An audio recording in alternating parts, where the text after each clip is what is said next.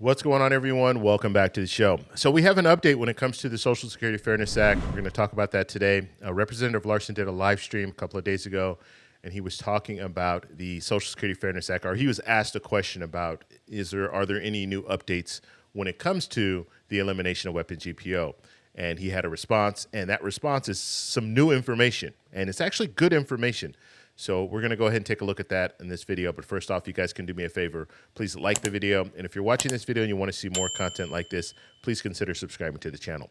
You can also follow me on Blue Sky. I'll have a link. It'll be in the comment section. It'll be pinned at the very top. And if you'd like to send me an email, you can do that, david@thetecshow.com. Okay, so let's go ahead and we're going to listen to Representative Larson talk about the Social Security Fairness Act. If you didn't know, I posted a video just a couple of days ago. I don't know when I'm posting this video, so just go back. It'll be one of the recent videos. And he actually froze on the House floor. Okay, there was a medical emergency. And he came out later and said that he thinks he had a partial seizure. Just wanted to mention that this is after that incident, so you can see that he is doing better. Okay, let's go ahead and play the clip. Here we go. Our next question is from Roseanne in Bristol, and her question is there an update on the windfall elimination provision, or the WEP? When can we expect to start receiving our funds, and can Trump stop this change from happening? Number one, he can't stop it from happening. It is in the process right now, but what has happened, he has also targeted the Social Security Administration.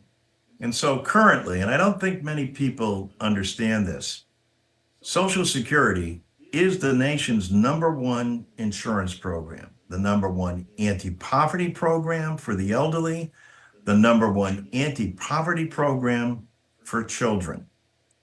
And in doing so, people rely on these dollars.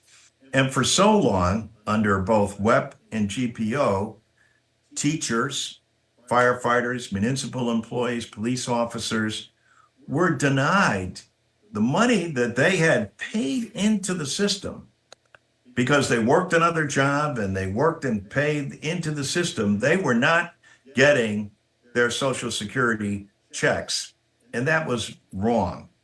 Our proposal not only put in and repealed it, but paid for it. So, but what transpired in December was that it was passed unpaid for. And now the Social Security Administration is putting that together. We'll be doing another forum just on this alone because we've been working with the Social Security Administration to make sure that all this information, but by the same token, they've been hurt by the elimination of federal employees. In fact, it might astonish you to know that the administrative cost for Social Security, the largest insurance program in the federal government, is administered by federal employees for under 1%. You can't find a private sector business. When you look at insurance companies in the area, et cetera, and what their administrative costs are, 16 to 20+%. So to operate this and to do so effectively under 1%, at 2% is probably closer to what we need. And that would give us the actual human beings there to answer people's questions on a regular basis. So two things have to happen here. We anticipate initially, they're hopeful that maybe by mid to the end of March, they're going to be able to start processing and finishing the work of the legislation passed back in December. We'll be working with them to make sure that that process goes as smoothly as possible. But what's going to make it smooth is the hiring of individuals to make sure that we do that. The passage of that law impacted 2.9 million Americans. And so we want to make sure that they're eligible to receive their benefits and then continue to work on making sure that they're paid for as well. Okay, so that was Representative Larson talking about the Social Security Fairness Act. At the very end there, he was talking about the plan. The plan is to have everything processed by the end of March. Now, he didn't say the checks would be going out in March. He said by the end of March, have everything processed.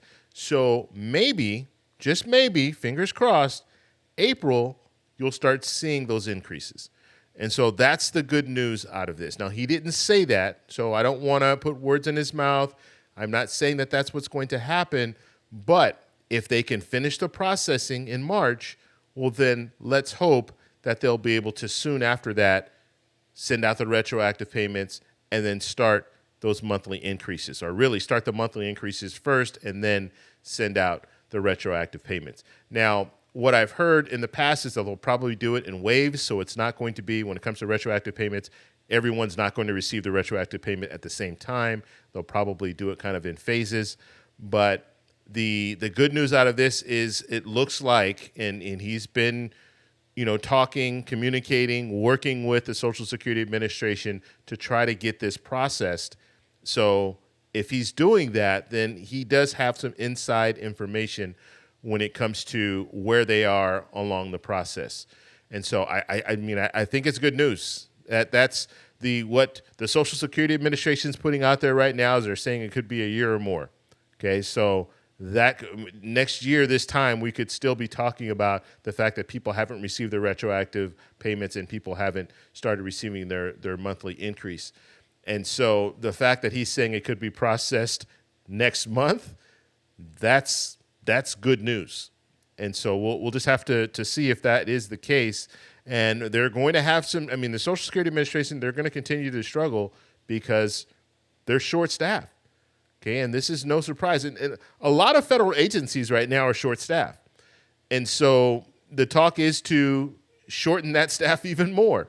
So they're trying to offer people, and right now that's kind of on hold, but they're basically saying that they want to reduce the workforce, the federal workforce. And so that will definitely have an impact on the Social Security Fairness Act and how fast they can process things. But let's just hope that they can get this done in March.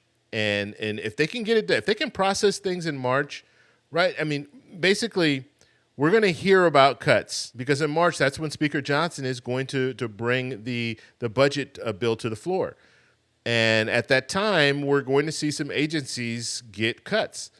And we don't know if Social Security is going to be one of them, but we're going to see some cuts coming. So if they can at least process it and get everything done by the end of March, maybe that won't be an issue, the lack of staff at the Social Security Department when it comes to the Social Security Fairness Act. It will still be a problem because if you have questions or if you are newly, you're applying for Social Security or you're applying for SSDI, you're going to have to wait. So if they have less staff, it's going to take even longer to process those claims and just process your new Social Security benefits.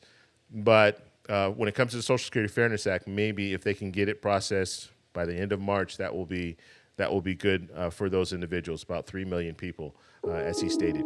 If you guys have any questions, let me know down below. And you can also share your stories with me, david@thetecshow.com. Like the video, subscribe for more, and I'll talk to you in the next one. Bye.